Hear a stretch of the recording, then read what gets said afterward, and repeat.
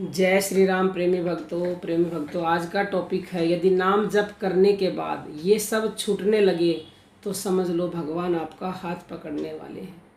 ये तो सभी चाहते हैं कि भगवान उनका हाथ पकड़ ले और एक बार पकड़ करके कभी ना छोड़े। तो उसके लिए तो आपको बहुत कुछ करना पड़ेगा। ऐसे ही थोड़ी भगवान किसी का हाथ पकड़ लेते हैं। तो देखिए, जब तक हमारा मन संसार में फंसा हुआ है तब तक भगवान हमारा हाथ नहीं पकड़ सकते, क्योंकि पहली बात तो भगवान पर हमें विश्वास ही नहीं है। दुनिया वालों पर विश्वास है तो भगवान हमारा हाथ क्यों पकड़ेंगे।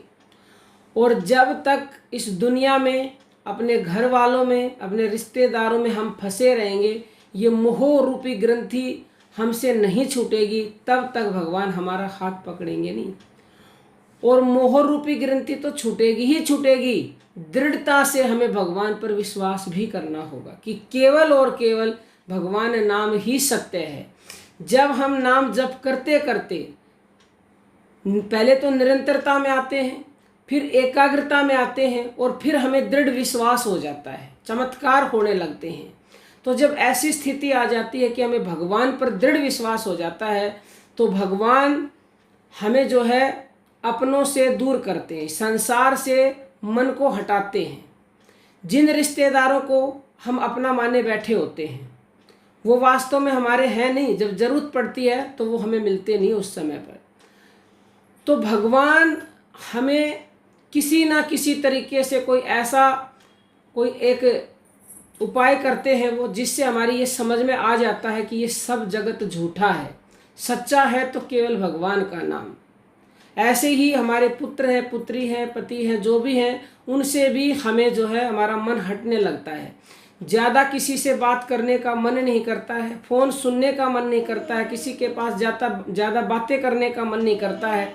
ऐसा नहीं है कि आप बिल्कुल संसार से दूर हो जाए, संसार में तो रहोगे लेकिन संसार से दूर रहोगे, यानी कि आपकी आसक्ति छूटने लगती है संसार से। कई बार भगवान आपको याद दिलाते हैं तो कई साधकों को याद आ जाता है कि ये संसार झूठा है, लेकिन कई लोगों को याद आता ही नहीं है। फिर वो और आगे कोई ऐसा तरीका अपनाते हैं कि आपका मोह छुटाते हैं। जैसे कि एक बार भगवान जी और नारद जी ने सोचा कि चलो ज़मीन पर, पृथ्वी पर जाते हैं और देखते हैं कि किस किस तरह के भक्त हैं हमारे। तो सबसे पहले भगवान जी और नारद जी एक बुढ़िया के घर में गए। तो बुढ़िया ने दरवाज़ा खोला, बुढ़िया के एक गाय बंधी हुई थी और कोई उसका था नहीं। तो उन्होंने भगवान जी की और नारद जी की अच्छे से सेवा की, भोजन करवाया, दूध पिलाया गाय का। जब बाहर आए तो नारद जी ने कहा, भगवान जी, बुढ़िया माई ने तो बहुत अच्छी सेवा की है, इनको आप वरदान दे दो। तो भगवान ने कहा कि इसकी गाय अभी इसी समय मर जाए। तो नारद ये सुनकर बड़ा परेशान हुआ, हैरान हुआ कि जिन्होंने इतनी अच्छी सेवा की है और भगवान कह रहे हैं कि उनकी गाय मर जाए। तो नारद ने कहा, भगवान बताओ, ऐसा आपने क्यों इनको श्राप दे दिया कि इनकी गाय मर जाए, ये कोई वरदान थोड़ी है। तो भगवान ने कहा, अभी चलो बाद में बताऊंगा। तो दूसरे घर में गए तो वहाँ एक सेठ ने दरवाज़ा खोला और दरवाज़ा खोलते ही देखा भगवान जी और नारद जी खड़े, भेष बदल के आए थे, वो तो पहचानेगा थोड़ी कोई उनको। तो वो गालियाँ देना शुरू हो गए। आ जाते हैं सुबह सुबह, बदतमीज हैं, गालियाँ बुरी बुरी देने लगे, कमा के नहीं खाया जाता है, ये वो पता नहीं क्या क्या कह सुनाया। तो वापिस हो गए दोनों। तो नारद ने कहा, भगवान इनको श्राप दे दो, इन्होंने तो सेवा भी नहीं की और इतनी सारी गालियाँ दे दी सुबह सुबह। तो भगवान ने कहा कि ये व्यक्ति फले फूले, लदो बदो और खूब इसको धन मिले। तो नारद हैरान हो गया कि भगवान आप ये क्या कह रहे हो, इन्होंने तो कुछ भी नहीं किया और आपको ऊपर से हमें गालियाँ दी और आप इनको आशीर्वाद दे रहे हो फलने फूलने का।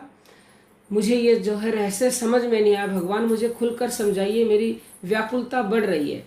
तो भगवान कहने लगे, नारद अभी तू कच्चा है, बच्चा है, समझ नहीं पाएगा। देखो, बुढ़िया को हमने वरदान ही दिया है, वो श्राप नहीं है। क्यों? क्योंकि बुढ़िया की आज रात को मृत्यु होगी और जब तक उसका मोह रहेगा, मोह नहीं छूटेगा, तो उसको जो है मुक्ति नहीं मिल सकती।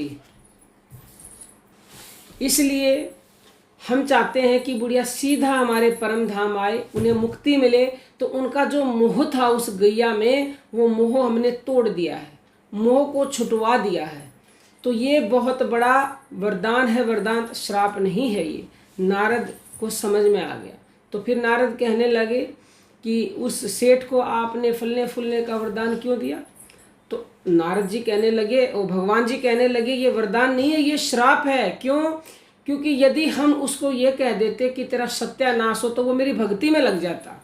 भक्ति में लगता तो मुझे उसको मुक्ति देनी पड़ती। वो इसी धन माया में फंसा रहेगा और 84 में ही भटकता रहेगा।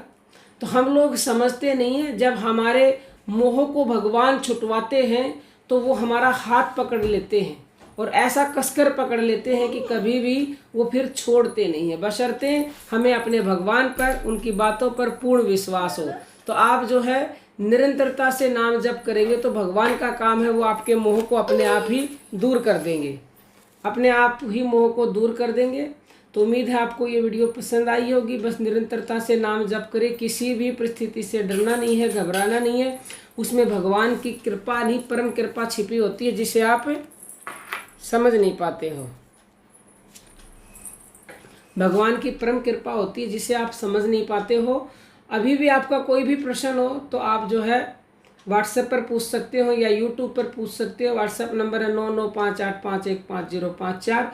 और कोई भी साधक पर्सनल ऑफलाइन या ऑनलाइन क्लासेस लेना चाहता है, मेडिटेशन की, जपा की, षटकर्म की, सात्विक डाइट वगैरह सब कुछ, कल व्हाट्सएप पर मैसेज भी करवाया था, तो हमें इसी नंबर पर मैसेज करें। और 21 जुलाई के दिल्ली के गुरुपर्व के सत्संग में आना चाहते हो तो जल्द से जल्द व्हाट्सएप पर मैसेज करें, तभी आपको फॉर्म भेजा जाएगा।